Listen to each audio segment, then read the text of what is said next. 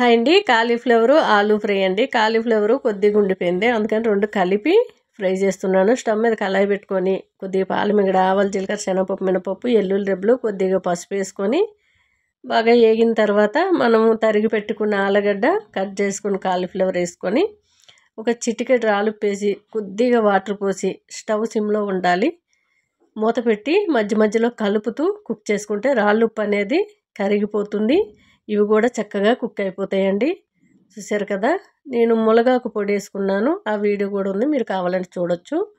మునగాకులో కొద్దిగా కారం ఉంటుంది కాబట్టి చిటికెడు కారం వేసుకున్నాను. మీకు ఇంకా పులుపు కావాలనిపిస్తే కిందకి దించుకున్న తర్వాత కాస్త నిమ్మరసం అనేది యాడ్ చేసుకోండి. మేమైతే ఇలాగే తినేస్తాము. చాలా టేస్ట్గా అయితే ఉంది. చక్కగా కుక్ అయిపోయినాయండి. చూసారు కదా, మనకి ఆరోగ్యంగా ఉండాలంటే కాస్త ఉప్పు కారం తక్కువగానే తినండి. చాలా టేస్ట్గా ఉంది. ఒకసారి ట్రై చేయండి. హాయ్ అండి. పెసరపప్పు తోటకూర ముద్దకూరలో చేస్తున్న చపాతీ పైకి రైస్కైనా బాగుంటుంది. శనగపప్పు కానీ పెసరపప్పు కానీ వేసి మనము తోటకూర ఫ్రై చేసినా బాగుంటుంది. నేను పెసరపప్పు, పొట్టు పెసరపప్పు ఒక 1/2 అవర్ ముందే కడిగి నానబెట్టుకున్నాను. కుక్కర్లోని తోటకూర, పెసరపప్పు, టమాటా, రాళ్ళుప్పు, కొద్దిగా పసుపు, పచ్చిమిర్చి ఒకటిగా తరిగేసుకున్నాను. 2 విజిల్ వచ్చే వరకు కుక్ చేసుకున్నాను. పోపు గరిట్లో పాలమిగడ, ఆవాలు, జీలకర్ర, శనగపప్పు, మినపప్పు, సోంపు, మెంతులు, ఉన్న దినుసులు వేసుకున్నాను. ఒక పచ్చిమిర్చి, ఎల్లిగడ్డ, కరివేపాకు, ఇంగు వేసుకున్నానండి. చూసారు కదా, మూత తీసాను. మీరు చక్కగా పప్పు గుత్తుతో మెదుపుకోండి, స్మాషర్తో అయినా మెదుపుకోండి. చాలా చక్కగా ఉంటుంది. చపాతీ అయినా రైస్ అయినా బాగుంటుంది. నేనైతే చపాతీ పైకే చేశాను. ఆ పోపు అంతా కూడా వేసేసుకొని బాగా కలిపేసుకుంటే సూపర్ టేస్ట్ అండి. చాలా బాగుంటుంది. హాయ్ అండి.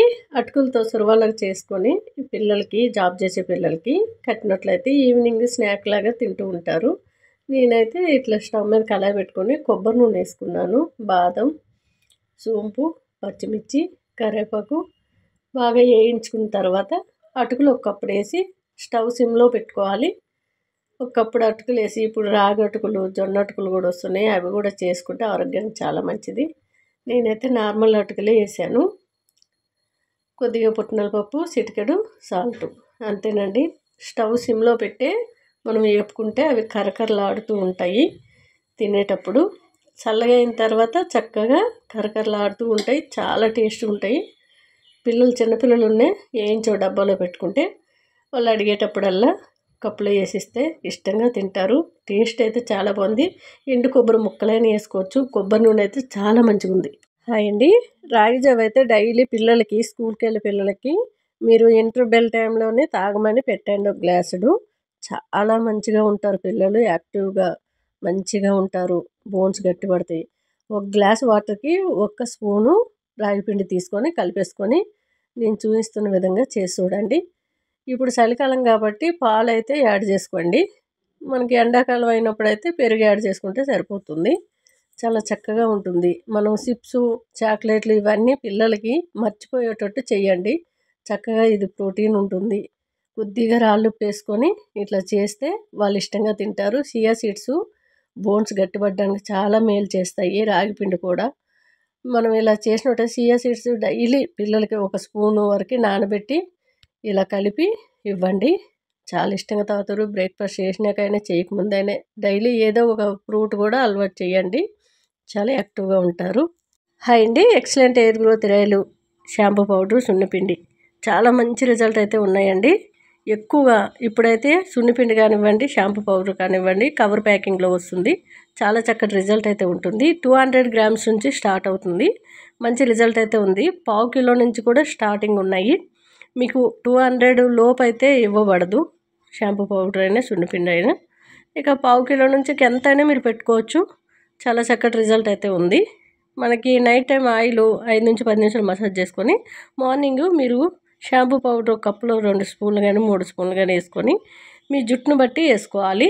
కుదుళ్ళ నుంచి సిగుర్ల వరకు అప్లై చేసి 10 నిమిషాలు అయితే మీరు నెత్తిలో పెట్టుకోవాలి. షాంపూ పౌడరు జారుడుగా మన దోశల పిండి మాదిరిగా కలుపుకొని మీరు ప్యాక్ వేసుకుంటారు కదండి ఎప్పుడైనా జుట్టుకి, ఆ ప్యాక్ లాగా వేసుకొని 10 నిమిషాల తర్వాత కొద్దిగా వాటర్ పోసి రబ్ చేసి రుద్దుకుంటే మంచి రిజల్ట్ అవుతుంది. ఎయిర్ ఫాల్ ఉండదు, డాండ్రఫ్ ఉండదు.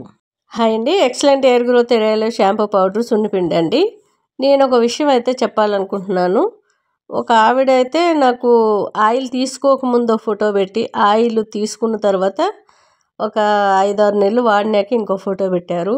చాలా మంచి రిజల్ట్ ఉంది మేడం అని. నేను ఒకటే చెప్తున్నాను, ఎవరి ఫోటోలైనా సరే నాకు పెట్టినా నేను అవి యూజ్ చేసుకోలేను. మీ ఫోటోలు పెట్టి నేను ఏది కూడా బిజినెస్ చేయాలనుకోవట్లేదు. అంతేకాదండి, మీరు ఒక చిన్న మెసేజ్ ఇస్తే ఆ మెసేజ్ అనేది ఇంకొంతమందికి యూజ్ అవుతుందనే నేను అనుకుంటున్నాను. ఎందుకంటే ఆ మెసేజ్ చదువుకొని ఎవరికైనా ఇంట్రెస్ట్ ఉంటే ఆయిల్ అనేది ఆర్డర్ చేసుకుంటారు, లేకుంటే లేదు. మీ ఫోటోలు యూజ్ చేయాలని నేను అనుకోవట్లేదు. దయచేసి ఎవరు కూడా నాకు ఫొటోస్ అనేది పెట్టొద్దు. చాలామంది ఫోటోలు పెడుతున్నారు, అంతకుముందు ఇలా ఉంది మేడం, ఇప్పుడు ఇలా అయ్యింది, థ్యాంక్ యూ సో మచ్ అని. అలా దయచేసి ఫోటోలు పెట్టకండి, చిన్న మెసేజ్ చేయండి.